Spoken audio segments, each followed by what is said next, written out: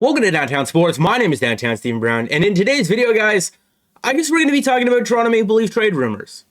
Elliot Friedman on the Jeff Marek show talking about the Toronto Maple Leafs potentially moving one of their defensemen. But then he made note that it's maybe not Justin Holl. And then Chris Johnston on his own show on the SDPN used the words false alarm the other day that it was very close that the Toronto Maple Leafs could have gotten a deal done involving one of their defensemen. Wait, hold on. Come again, Elliot? You're saying that Justin Holl, the guy who's been healthy scratched 3 games in a row, is not the defenseman that the Toronto Maple Leafs are possibly maybe looking to trade? What world does that make sense in? Through 11 games so far this season, according to GameScore, Justin Holl has been the Toronto Maple Leafs' worst defenseman. And watching him play, yeah, he has been. And just in front of him on this list is his defensive partner, Jake Muzzin, who's been involved in a lot of hard-to-watch plays so far. First, before we break down why it's not Justin Holl and why it could be Justin Holl, why are the Toronto Maple Leafs even in the market to trade one of their defensemen in the first place? Well, we're about halfway through the expected timetable on Ilya Mikheyev's injury, which means that when he comes back, the Toronto Maple Leafs are going to need to make a roster move to be salary cap compliant. Who comes out of the lineup? Because the only 2 players that wouldn't require waivers are Rasmus Sandin and Timothy Liljegren, and you're not sending any of those 2 guys down. Timothy Liljegren has firmly cemented himself in this lineup. Well, you could make the argument that because Ilya Mikheyev is a forward, you could deal one of their bottom 6 players. Yeah, but I don't know about that. If you're looking at the role that Ilya Mikheyev would fill, Michael Bunting, I'm not taking him out of the top 6. Alex Kerfoot, you could take him out of the top 6, but he's played fairly well the last little while. Pierre Engvall, I've really liked the Engvall-Kampf and Kasha shutdown pairing.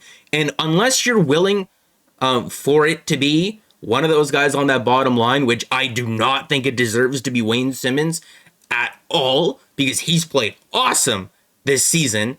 Maybe would have liked him to have stepped up a little bit last night after Mitch Marner got brained, but still, he's played well in his own right.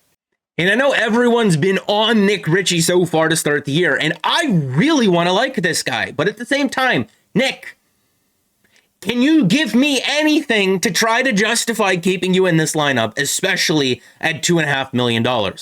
Could you maybe limit the penalties a little bit? Could you maybe pick up your feet a little bit on the back check? Could you, I don't know, hit guys like that every game? I could justify keeping you in the lineup just for doing that. It's a hell of a lot of fun to watch. But it's not just about being cap compliant here. The Toronto Maple Leafs have an opportunity to kill 2 birds with 1 stone here. On the screen right now are where the Toronto Maple Leafs rank this year in a lot of defensive stats at 5-on-5. And those numbers started off rough. I'm talking bottom 5 in the league in basically every one of those. We showed this a couple of videos ago last week. And these numbers have slowly gotten better, but they're getting better playing teams like the Blackhawks, the Red Wings, a very depleted Golden Knights team. The Lightning last night, but if you're looking at the stats from that game, the Lightning sort of outplayed them in a lot of the micro stats, but the Leafs somehow controlled the majority of the expected goals. If you're taking a look at this team right now, in their early season struggles, offensively and defensively, I think the team offensively has enough of a track record, in the regular season at least, and I've said this the last couple of times, that you could believe that they will bounce back, and they have. But there is not really a track record of this team being good defensively, except for last season.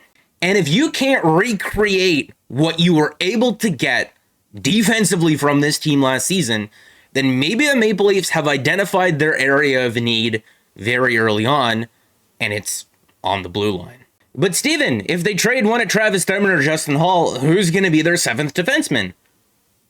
I think they revealed that to us the other day in Christian Rubins, who's supposed to be on Team Latvia for the Olympics this year, so I actually wouldn't mind seeing the guy in a couple of games. But honestly, really, do I care who the Toronto Maple Leafs' 7th defenseman is in November? December, January, maybe I do in February because that's when the trade deadline is and you can't add anyone afterwards.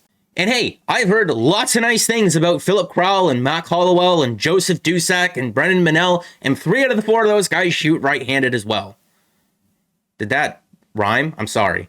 Can any of these guys help you tread water in a depth role until January or February to when you're in a position to acquire somebody to add to the top end of the defensive depth chart? And to be honest, if they can't, why are they on the Marlies? So yes, I'm perfectly okay with the Toronto Maple Leafs trading one of Travis Dermott or Justin Holl. We'll get to which one of those guys makes more sense in a minute and why Elliotte Friedman is saying it's not Justin Holl. But at the same time, like I said, you can kill 3 birds with 1 stone here. You can become cap compliant. You can be under the salary cap at an amount that will help you accrue or accumulate enough cap space to acquire that big piece that's going to make more of a difference than Justin Holl or Travis Dermott come playoff time. And you also give your roster more flexibility because any of those guys coming up and down from the Toronto Marlies are on 2-way contracts. You can send them up and down without requiring waivers. And if you go back to the end of the first day of free agency from this past offseason, Kyle Dubas made it a point to say that he wants more cap space to work with in season so that it's easier to call up and send down players and eventually make trades. But then if you're thinking to yourself, $1.2 million is enough money to really acquire anyone of note, so why are we bothering to do this anyway? Well, the NHL trade deadline isn't until March 21st of this year, and there is 136 days between now and then. Well, the important thing to understand about how deadline cap space works is that for every day that the Toronto Maple Leafs are under the salary cap by that much, they will gain access to an extra about $6,000. And then another thing to understand is how player salaries work. If you acquire a player mid-season, you only need as much cap space as what they're going to cost you for the remaining days in the regular season. So throughout the course of this year, a player making $5 million is going to cost you $25,000 every single day that you have him on the roster. But if you're acquiring this player on deadline day, you only need $1.25 million in face cap hit value to do it because the other portion of his salary, the other $3.75 million, has already been paid to him by his original team. And then if you get 50% salary retained or double salary retention, you could do a lot with very little at the trade deadline. And to see it in application, this is Boston's cap-friendly page here, where it says that they currently have $1.837 million in cap space, but at the deadline, they could acquire over $8 million in salary. As for who this defenseman is that they could acquire to play in their top 4 that's better than both Justin Holl and Travis Dermott, I don't know who that is. But for right now, I want to go back to what Elliotte Friedman said. Between who it is, Dermott or Holl, and the reason why Friedman doesn't think that it's Justin Holl, the only way that that would make sense is you typically don't tank an asset right before you ship it off. You like to prop it up. And if you're looking at the two of them, one of them has been healthy scratch the last 3 games, and the other's been playing on the top pair next to Morgan Riley. And the fact that Chris Johnston said the other day that he thought it was really close that this got done, and then it didn't. Well, Travis Dermott did get hurt in a game the other night, and then was kind of a game-time decision last night. Could that be the reason why it was a false alarm? We don't know, but that's the only reason why it would make sense that it's not Justin Holl in this scenario in which you're trading away a defenseman. Personally, to see Dubas double down on Justin Holl after having exposed Jared McCann to presumably keep him in the Seattle expansion draft, I mean, that's going to look really bad because Jared McCann has 7 points in 8 games, and while his underlying numbers don't look the greatest, everyone's just going to look at the 7 points in 8 games and be upset about it, so I'm not looking forward to that. But Justin Holl hasn't been that good at 5-on-5 so far this year. And then there was the clip in the Chicago game where it looked like Matthews yelled at him for going offside. But at the same time, he does lead this team in shorthanded time on ice per game. Overall, I think that Dermott has played pretty well so far this year. But in looking at the numbers over the last 3 games, they're not so kind to him. I don't know how much of that I want to place on him because Morgan Riley, his D partner for most of the last 3 games, hasn't looked very good either. But at the same time, Dermott did block a shot in that Vegas game and he was forced to leave. He went to get x-rays on his foot, and you don't get x-rays on your foot if it didn't really hurt. And he was a game time decision last night against the Lightning. I don't want to blame him for playing a little bit banged up.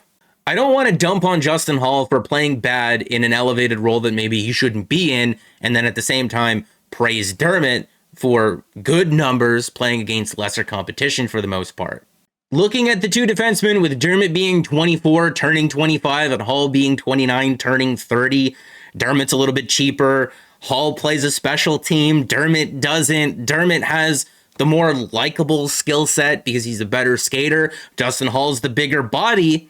Personally, I'd rather see them keep Travis Dermott because he's younger, he's cheaper, it'll give them more cap space to work with at the deadline. He's from Toronto. We drafted him. He so obviously loves being a Toronto Maple Leaf. I want to see him have success here in this market. But then on the other side of it, Justin Holl seems like a really good locker room guy and someone who is well liked by his teammates. And he does all the TikTok dances. And I don't know, I can't do them. You know what? That's just a good place to end this video here. So make sure to like the video if you did like it and subscribe for more because more is always on the way. Let me know what you guys think down in the comment section because I am legitimately torn between the two, even though I think I know which side I'm leaning on.